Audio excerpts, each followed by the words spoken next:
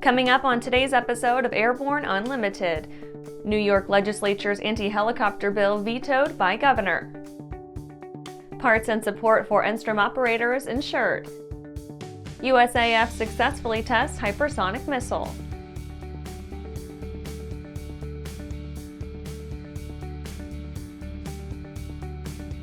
Welcome to Airborne Unlimited. I'm your host, Holland Lee. Let's get into today's stories. New York Legislature's anti-helicopter bill vetoed by Governor. It doesn't get much more ridiculous than this. The State of New York Senate Bill S-7493A, as put forth by the New York State Assembly and State Senate and forwarded to the desk of Governor Kathy Hochul, would have heavily impacted helicopter operations in New York. The far-reaching and potentially catastrophic bill would have allowed anyone to sue a pilot, flight department, line service personnel, or company employee for alleged rotorcraft noise pollution by a flight operation in the state of New York, even if the operation was conducted in accordance with federal law and applicable federal aviation regulations. But there's some good news. Governor Hochul has vetoed the bill. The governor noted, quote, "Regulation of aircraft and airspace is primarily a federal responsibility, and federal law significantly constrains the state's ability to legislate in this area. Certain elements of this legislation run counter to the federal scheme regulating New York's airports and airspace," end quote. And after the break, former Marine aviator charged with training Chinese pilots. Throughout the globe, Piper Aircraft has hand-selected the very best in company representation, service, and support. From first inquiry to acquisition to product support, Piper Aircraft ownership is seamless and worry-free. Piper Aircraft authorized dealers, factory-trained, factory-connected.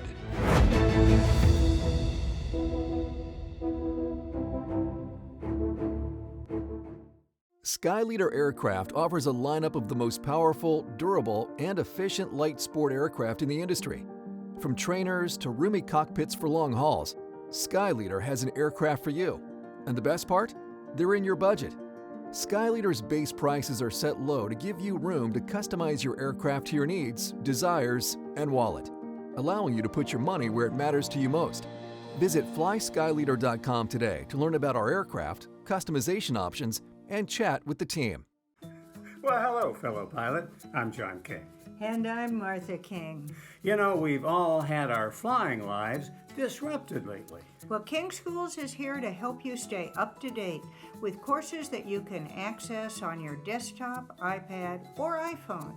If you'd like a refresher or just want to expand your aviation horizons, we have a course for you.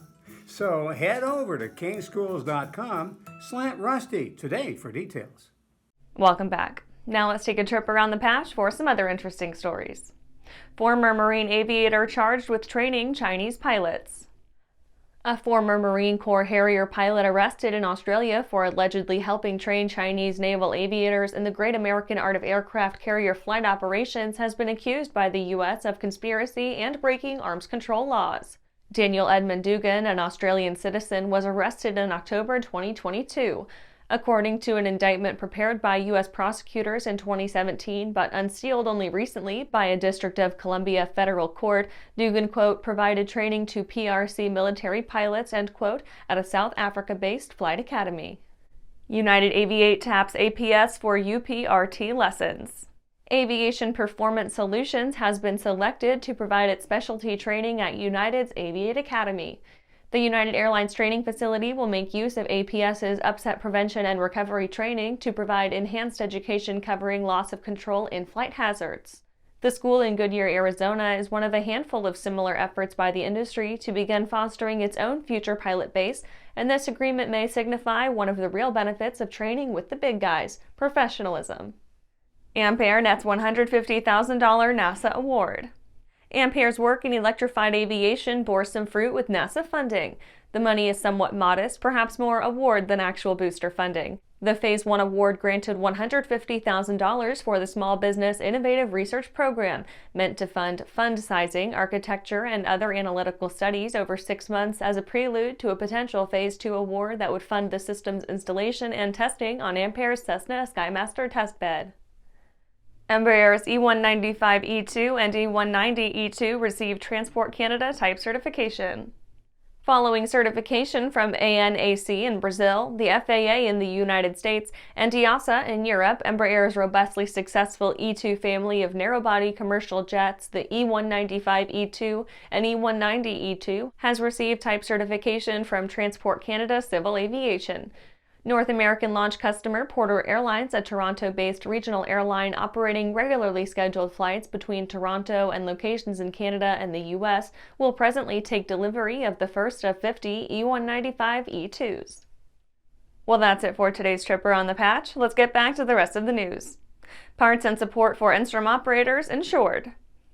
Enstrom Helicopter Corporation has been given FAA Production Certificate Number 26CE, hopefully teeing up the company for a wonderful 2023. Enstrom Helicopter Corp hit a rough patch in 2022, hammered into Chapter 7 bankruptcy by years of economic grind, including inflation and slackening helicopter demand throughout the pandemic. On top of all those issues, the slowdown of the world's economic engine imperiled the logistics chain at every level, leaving Enstrom boxed in on all sides just as the world returned to normalcy.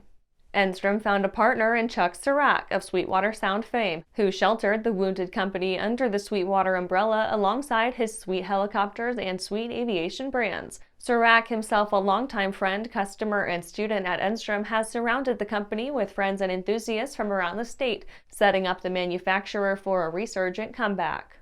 The new production certificate enables Enstrom to manufacture all parts for extant Enstrom aircraft, ensuring a constant stream of support for the firm's existing products. And after these messages, USAF successfully tests hypersonic missile. Aviation Safety Resources is disrupting the market for aircraft emergency parachute recovery systems. ASR systems are smaller, lighter weight, and offer longer repack cycles than similar products available in the current market. ASR has a recovery system available for every type of aircraft: sport, experimental, light sport, general aviation, urban air mobility, vertical takeoff and landing, electric propulsion, and unmanned aerial systems. Find the right product for your aircraft at aviationsafetyresources.com. Unbridled passion, unequaled performance, unlimited possibilities. Hartzell Aviation, you are cleared for takeoff.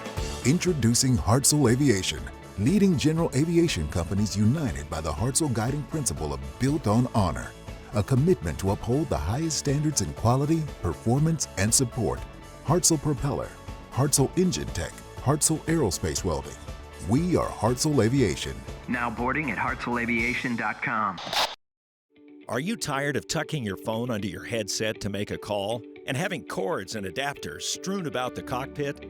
Experience wireless cell phone communications and your personal music with Pilot Communications BlueLink 2.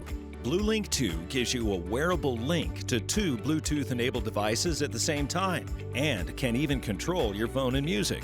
Use BlueLink 2 with your existing headset or a Pilot Communications headset from pilot-usa.com.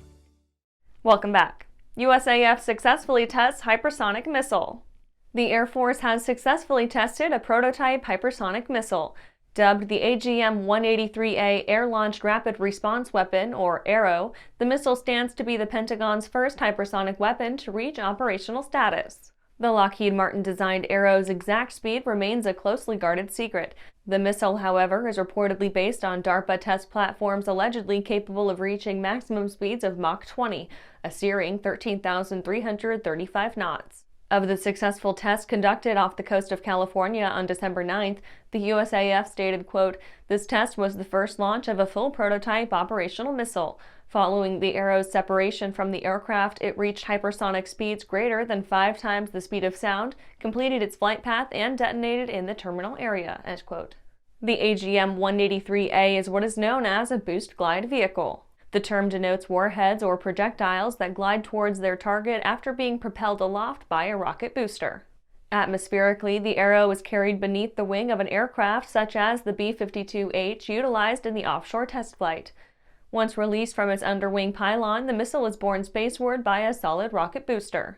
Upon reaching a predetermined altitude and airspeed, the weapon's payload fairings open, releasing the wedge-shaped namesake boost glide vehicle contained within the missile's fuselage. And that's our show for today. You can catch episodes of Airborne on YouTube, Roku, or Fire TV. Just search for Aero-News or Airborne, and don't forget to follow us on social media. Thanks for watching.